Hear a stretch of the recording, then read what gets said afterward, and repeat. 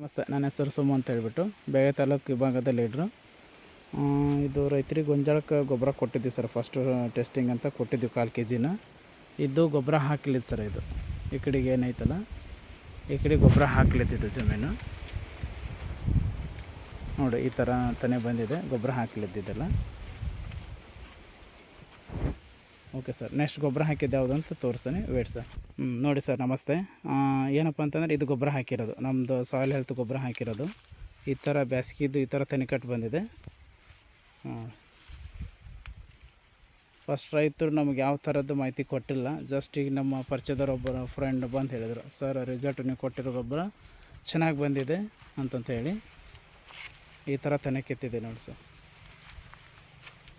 ರೈತರು ಬಂದಿರೋ ರಿಸಲ್ಟನ್ನು ಒಪ್ಕಿನಲ್ರಿ, ಯಾಕಂತಂದರೆ ಅವರು ಎಲ್ಲ ಇದಾಗತ್ತೆ ಅಂತ ಹೇಳಿ ಒಪ್ಕೊಳೋದೇ ಇಲ್ಲ.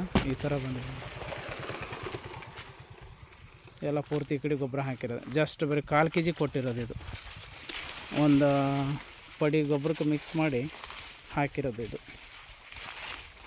ಇನ್ನೊಂದು ಪ್ಯಾಕೆಟ್ ಹಾಕಿದರೆ ಯಾವ ಥರ ಬರ್ತಾಯಿತ್ತು.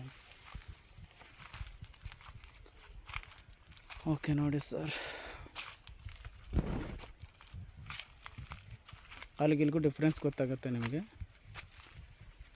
ಇದು ಪೂರ್ತಿ ಗೊಬ್ಬರ ಮಿಕ್ಸ್ ಆಗಿರೋದು ಇದು. Okay, thank you sir.